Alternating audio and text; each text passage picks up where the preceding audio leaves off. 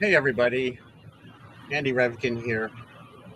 Laura Lou Levy, a longtime artist and very old And friend of we're mine, about to hit the water, you guys. alerted me to a live deployment of some new sculptures to an underwater sculpture garden. It's also a coral restoration park off the Florida Panhandle, off of Walton County. And I thought it'd So be guys, fun this is just to that pop up pinpoint and give accuracy you a that look I at was what's going talking on. about. The Maranatha 2, this boat has dynamic positioning. So it's able to hold its position down to about 2 meters very, very steadily. So really all Stuart, he's the captain of the Maranatha 2 and also one of the owners of Walter Marine. He doesn't have to move the boat. All they have to do is move the crane. And that makes it really, really easy, really, really smooth. All right, there they go. First sculpture down. 2024, you guys, very, very excited about this. Seeing the buoy drop below the surface means that we will not see that sculpture again until we dive down there. It's really exciting to see the first one go down. There's so much work that goes into this all year long, you guys. But deployment day is really the culmination of everything. We get to watch these pieces go down. We're out here with all of our friends. It's a great day. Building habitat and also connecting folks, connecting our local community with the arts in a really new, unique, and creative way. So now that cable is going to be coming back up and they're going to connect it to the next sculpture. We're going to keep on dropping these guys. They do it pretty fast, to be honest with you.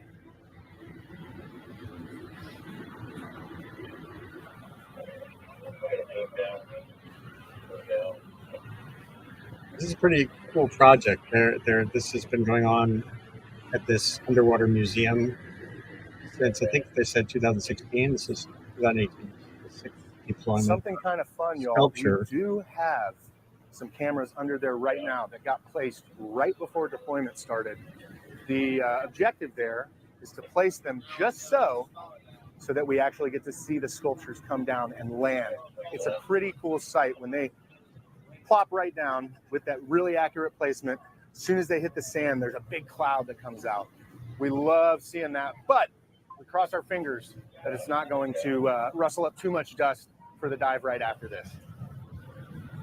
So this is a project, the museum is a project of the Cultural Arts Alliance of Walton County and the South Walton Artificial Reef Association. Restoration, reinvention of ecosystems, an essential part of pursuing a sustainable future. And that can mean creating reefs where there are none. The reefs essentially settle and thrive on surfacing. And there's our hook. So if you guys can see that, the hook with the buoy on it right at the bottom there, pardon me, it actually has a self-releasing mechanism. So there's a self-releasing mechanism on the hook of that crane. It's pretty kind of a simple setup, but makes things really, really smooth down there.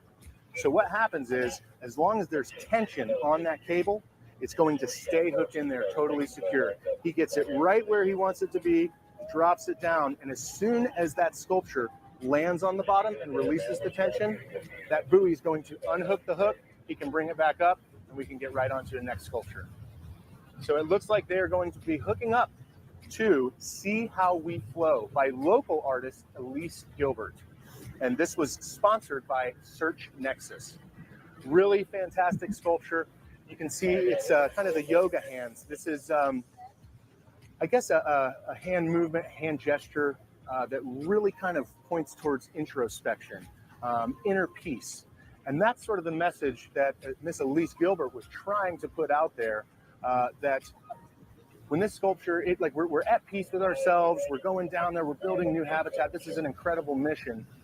But you guys remember, as those sculptures, once they get down there, yes, they're still art pieces, but they are also becoming marine habitat. It's not going to take very long at all for these sculptures to become completely encrusted in marine growth, be surrounded by schools of fish. might even have some sharks or a sea turtle come by, take a nap next to the sculpture. I think that they're really going to like this one. It's got some nice smooth texture, but the contours and everything, I think the fish are really going to like swimming in between, in and out of all of that stuff.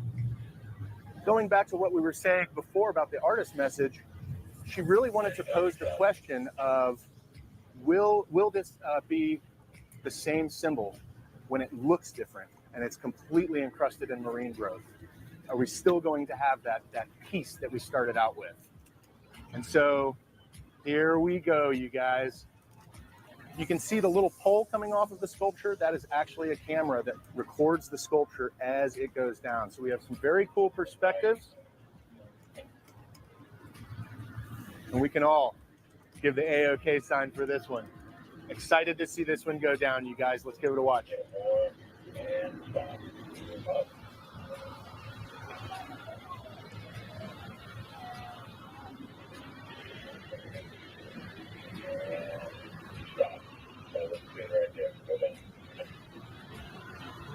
There's our splash.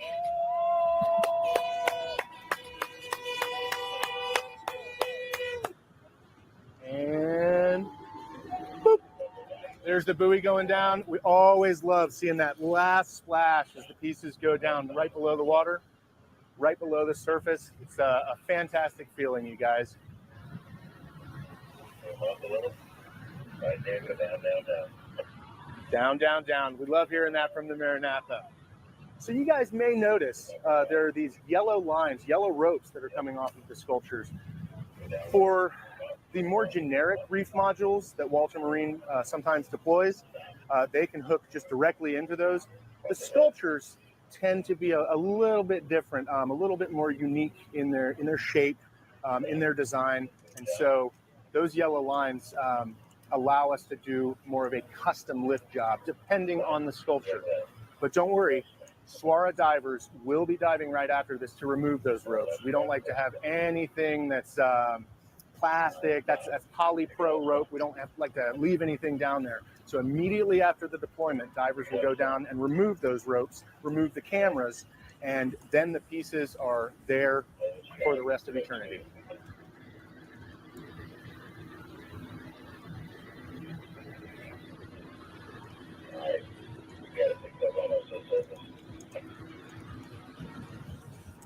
It really is an incredible dive site, you guys.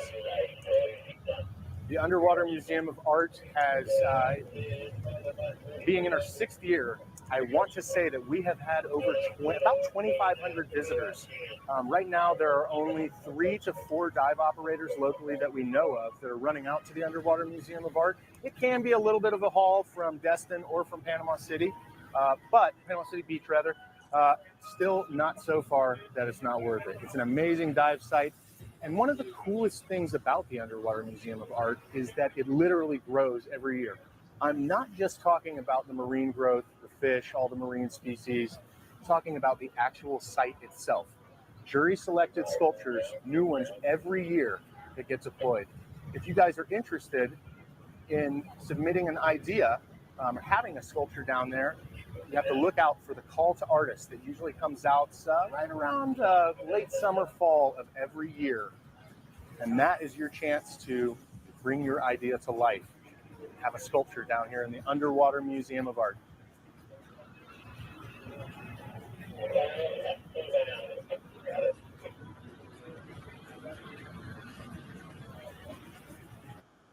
So just so you know what's going on, Laura Lou Levy, a longtime friend who's an artist, alerted me to this live deployment of sculptures designed to be installed on the seabed on a very sandy plain off the Florida coast. It's the museum, the Underwater Museum of Art off of Walton County. And it's a pretty exciting kind of project. It's meshing coral restoration efforts with art and sustainability and education. I think it's pretty cool. Just wanted to give you a look.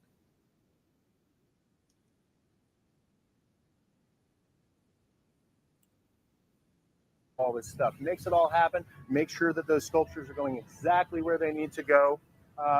we call it the Underwater Museum of Art because it is the first permanent underwater sculpture exhibition in the United States. It's a museum because there's so many different sculptures. This isn't just like one sculpture that you swim to. It's kind of a, like in the Keys, I guess. You're going up to Christ of the Abyss or something. It's really cool to go see that one sculpture. But when you can swim throughout them and come back the following year and see something completely different, that's what it's all about.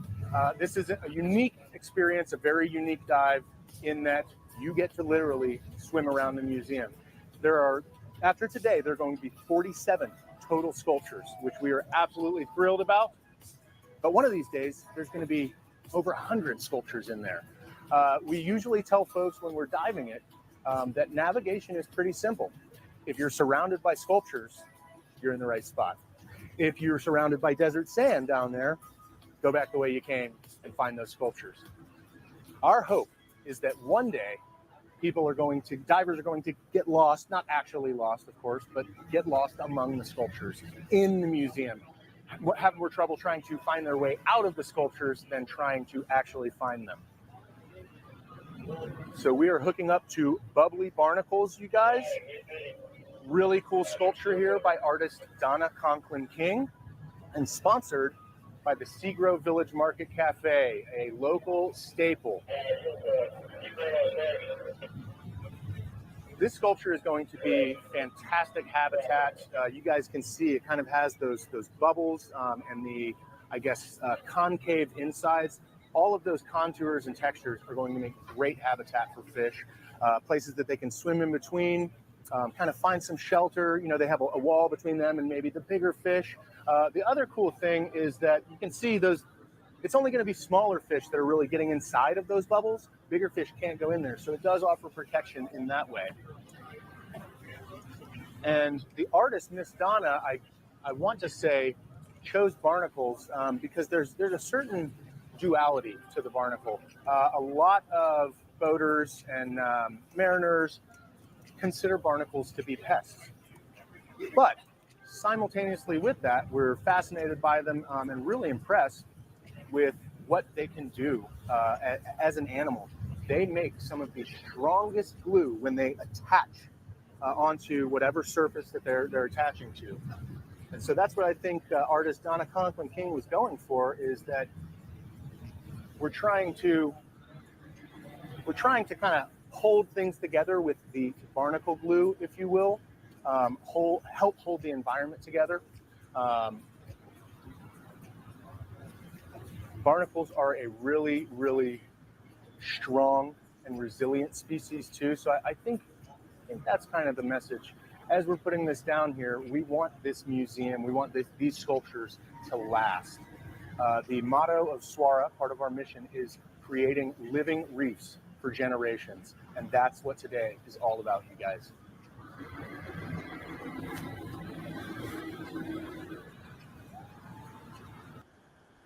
I'm going to break away just for a second to show you part of the website of the group.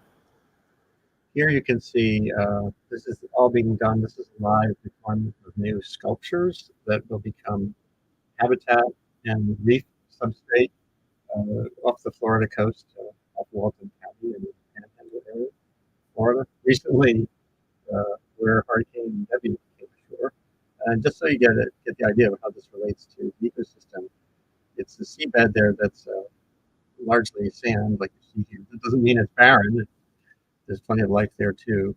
But they have implements necessary to install objects that become, as you can see here in this animation, reef structures in the long haul. Here's a couple of new, excuse me, of the area.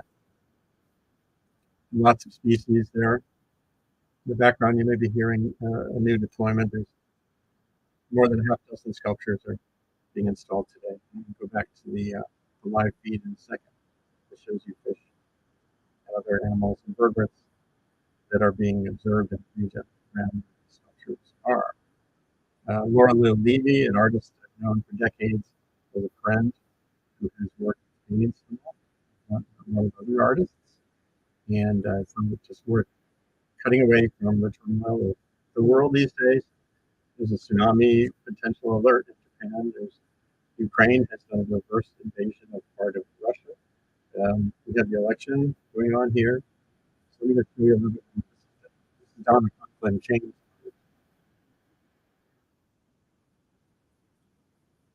And she has a piece that's going to be in this. It has just been dropped to the seabed as part of this project.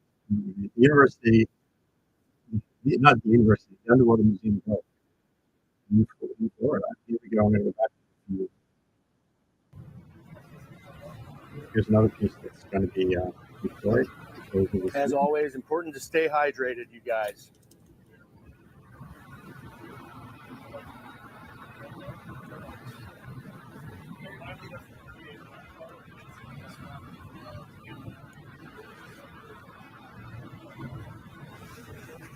So the next sculpture, a little bit different size, different shape. So they're going to have to hook up to it a tiny bit differently.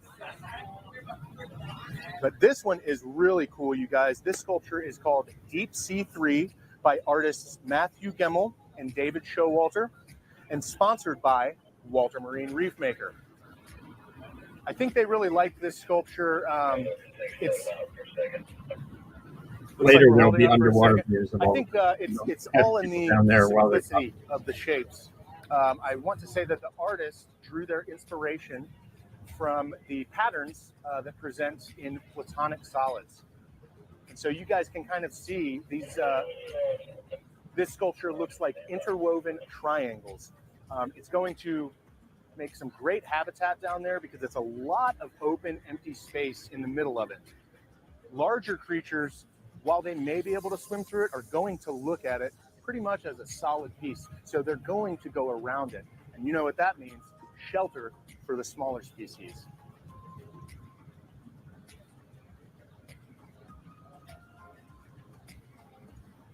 While we're waiting, to give you guys a little bit of background on some of the science behind putting sculptures down there in an otherwise empty, sandy spot. Because it's so empty, just like the Great Plains or the Sahara Desert, there's not a whole lot of traffic. I'm talking about marine life. Oh, here we go. We are coming up.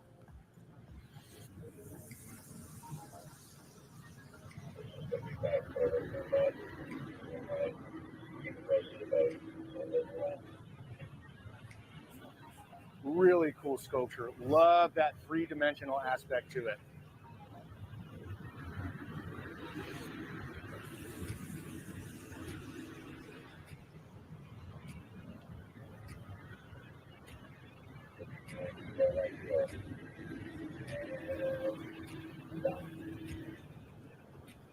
Looks like he found his spot.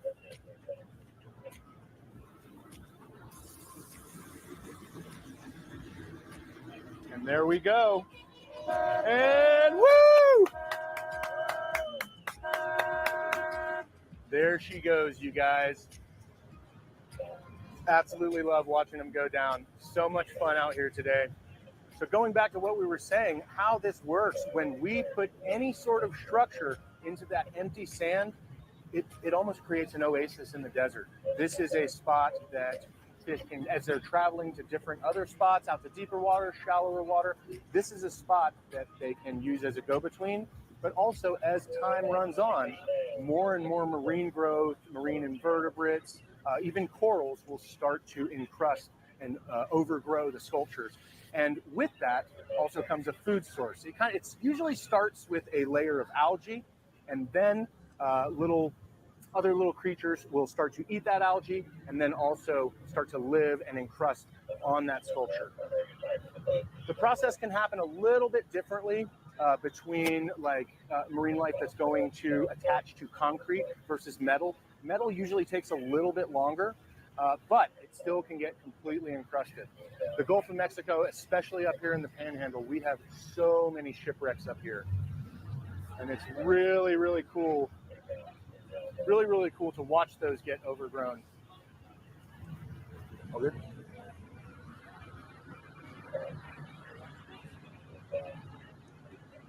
So it looks like they're working on some of these sculpture cameras that are going to be going down with the sculptures. We can give them a second, but that is 4 sculptures down, you guys. We have 3 more to go.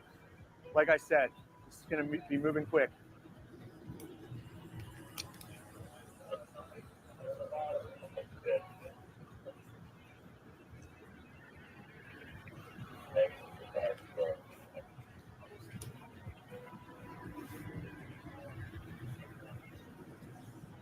Looking good?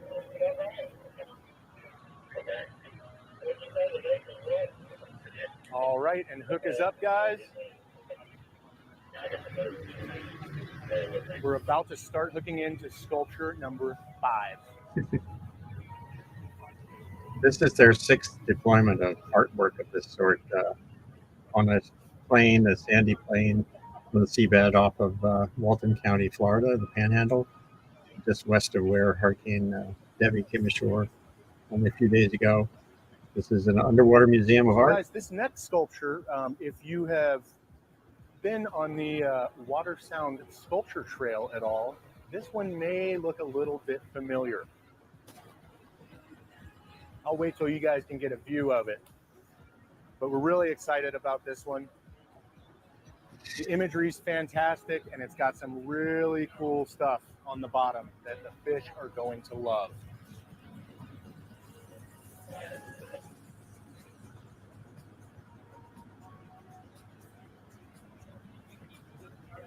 Mr. Josh, you doing good?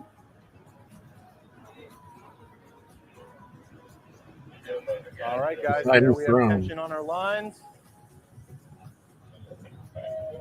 Nathan Hoffman.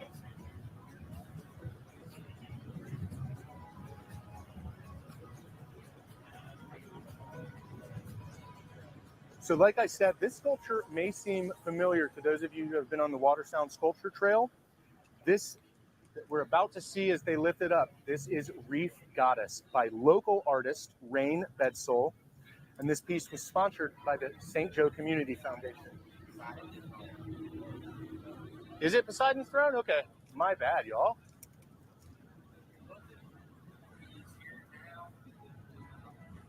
I thought they were hooking up to the one right behind it. Sorry to get that mixed up, you guys.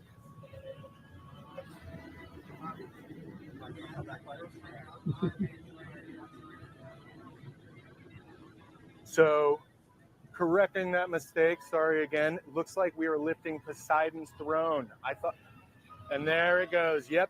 So, Poseidon's Throne is by artist Nathan Hoffman and sponsored by the Hilton Sandestin Beach Golf Resort and Spa. This one we're really excited about just because it's so darn big. Really cool sculpture. And the symbolism here is that it's Poseidon's throne, but it's empty. Where has Poseidon gone?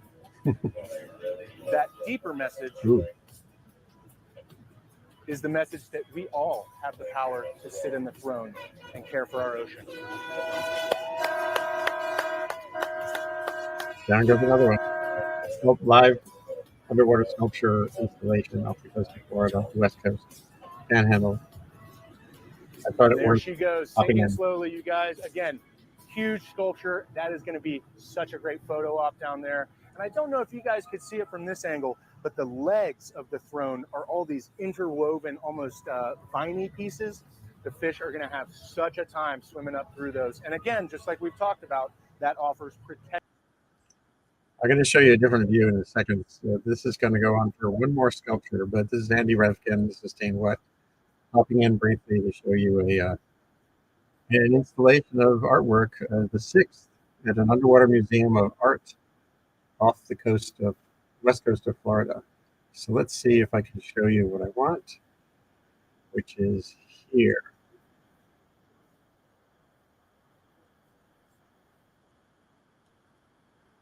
So on the website of the organization, which is there, umafl.org, there's an interactive map.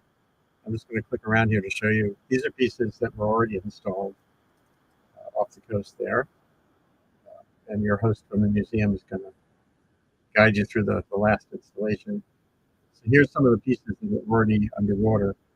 And I'm going to try to find you the photos of the growth life that has been built on these since they were installed.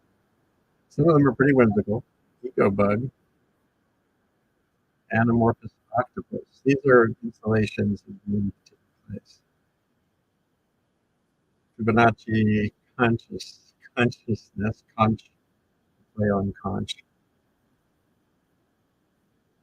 So it's 60 feet down, as she says.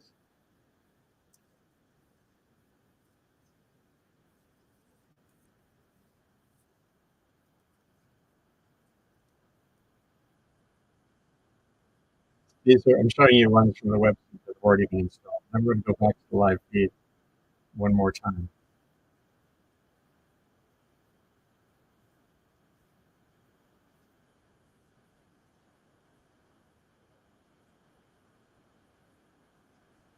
Quantum Cube. So if you go to umafl.org, that's the Underwater Museum of Art, Florida, you'll find lots of information, including you can revisit the video. They'll also be posting video taken by underwater cameras that are shooting right now. That can't be broadcast right now. So check out the results of this installation at their website. And when I do a post on the Sustain What blog on Substack, I'll include some of that stuff as well. I just thought it'd be useful to break away from all the other dimensions of complexity and intensity in the world right now to take you to this whimsical and ecologically valuable project off the coast of Florida. These objects become encrusted with life, and they're already, as soon as they're down there, they're multi-dimensional habitat for fish to hang around. Anyone who's gone fishing knows that that's a plus for most species. So I'm going to switch back to the live feed now and stop talking and get this correct. Too many things on the screen. Let's do it this way. I care a lot about art. I think art matters, obviously. And this is a demonstration of how it matters in more than one dimension. It's not just a bunch of enthusiasts out here. We actually do have some county and state officials that need to supervise the whole process. This is a permitted site, or a site that SWARA permitted years ago. SWARA was started in 2013, began its first deployments actually a little closer to the beach with the Grayton Beach Turtle Reef, a snorkel reef that's in about 10 to 20 feet of water. That was in summer of 2015. Since then, we have deployed over 1,600 individual artificial reef modules. These are some of our favorites, though, just because they're so unique. And one of the coolest things about the Underwater Museum, SWARA has deployed, like I said, close to 2,000 individual reef modules in sites scattered up and down the beach between the county lines. But these sculptures, the fish don't mind as much. The fact that they're structured down there, that's really all they're looking for, is a place to hang out or a place to live, a place to grab a bite to eat. So whatever shape it is, as long as that's conducive for protection for them, then it's all going to work. And here we are coming up, you guys. I'm sure we're going to get the spin. So this is the final sculpture of this year's installation. Kind of cool. It looks underwater art, like a knife edge. And here we come with that spin, and you can see the human figure with the cutouts. Little drops of water. How suiting. How fitting. And there we go, hitting the water. Reef goddess going down. Going down to help offer her protection to the Underwater Museum of Art and its inhabitants. That is sculpture number 6, you guys. We are getting close.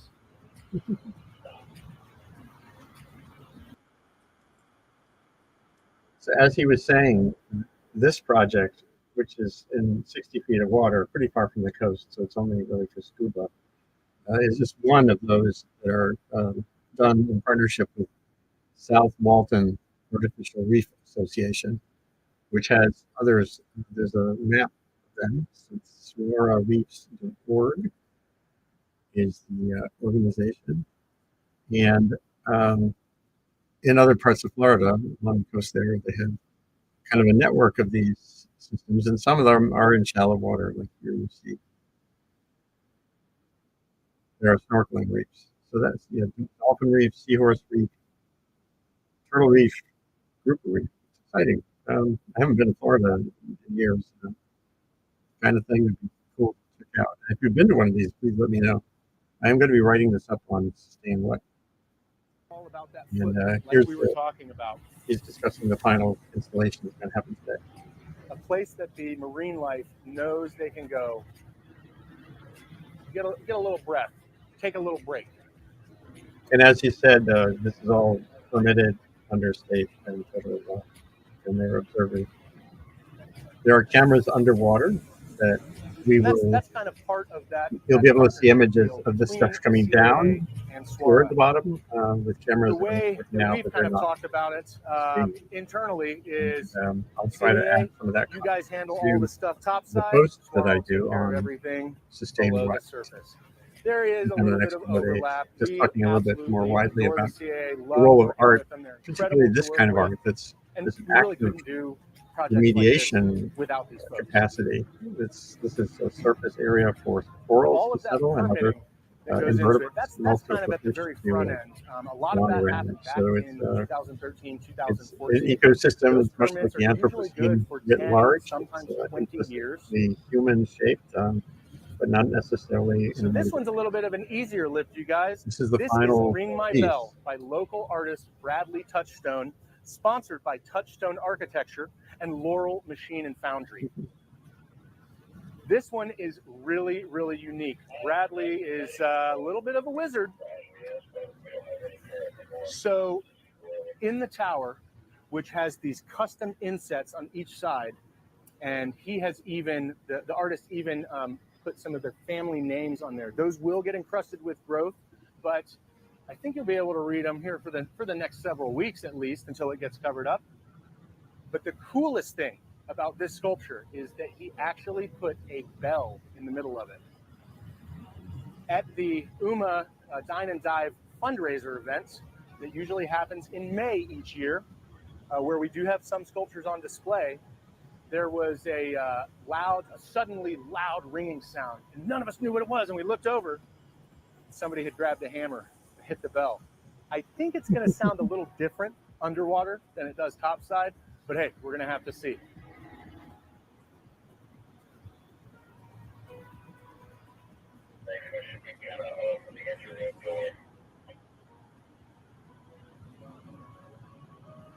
One thing I would like to bring up here, you guys, is again talking about the permitting, having county and state officials out here. There's a huge vetting process that all of these pieces and the whole project has to go through each year to make sure that we are sticking to the rules, sticking with the regulations, and not putting anything down there that's not supposed to be there. One of the features that every sculpture has to have is a turtle escape. Or if it's open enough and turtles can't get into it, then no problem. But like this, you may not be able to see it. It may look like a turtle can kind of swim into and possibly even get up in there, but there's actually little covers that protect a turtle from getting into somewhere where it might not be able to get out. We have to think about those kind of things because that's who we're really doing this for, the marine life. Such a cool sculpture, you guys. And you can see that camera kind of hanging off the side. That's going to be a great shot.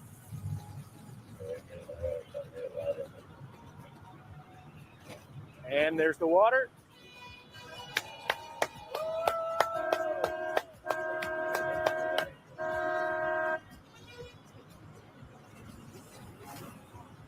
Fantastic.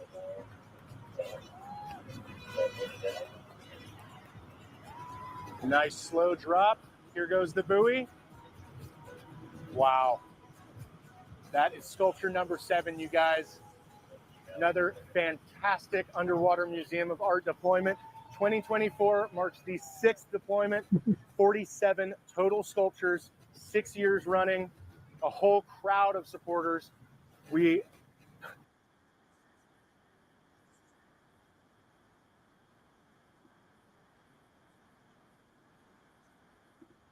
Pretty cool. Let me go back to this one more time. New habitat for our marine life. It's really fantastic stuff. And the growth that these are going to see. So in the first year that we deployed in 2018, it took 6 to 8 months for the growth to completely encrust some of the sculptures. Now that these sculptures have been down there for a while, the new ones that we put in takes about 3 weeks. That's it.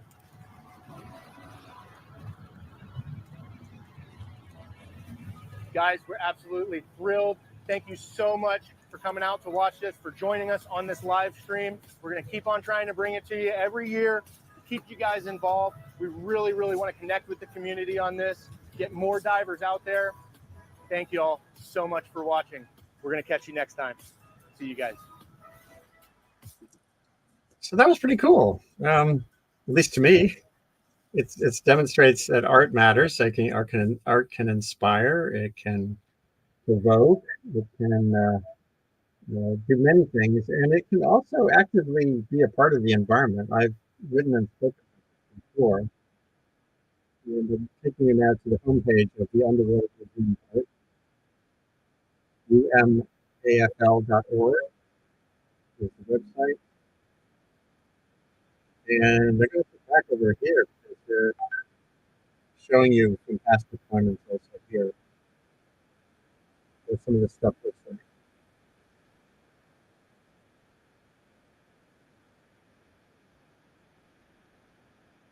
You may have seen it in the Mediterranean, I think in Mexico, other places there are similar underwater art installations.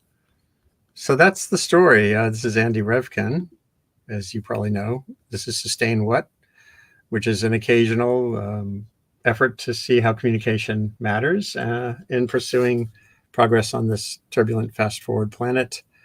And I thought it worth diverting to some of this pretty magical stuff as in lieu of, well, as a break from, I would say, some of the other things that are going on in the world right now. I was tracking a mega quake in Japan, from tremors to devastation. And stay tuned on that front, of course. Let me know what you think. You've seen art that you inspires folks, or that you feel is actually creating progress in the environment itself. To work with Stacey, floating wetlands that are lakes. Let me know. Today or whatever you onto this video. Share. Here's another look. West coast of Florida. 60 degrees, 60 feet of water, as you can see, established.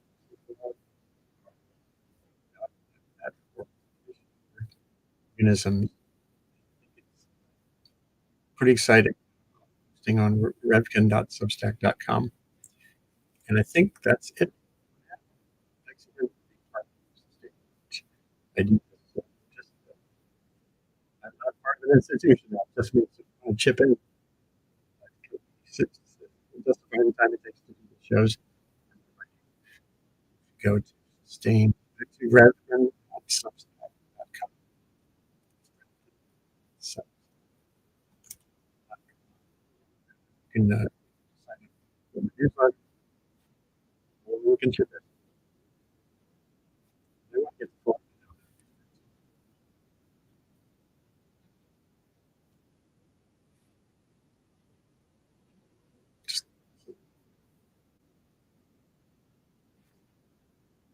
So the other pieces of the water here working like a shipwreck. Provide habitat for other surfaces, which is not barren by any means. You can see with invertebrates and other organisms. These I think are value, certainly education and inspiration. Signing off.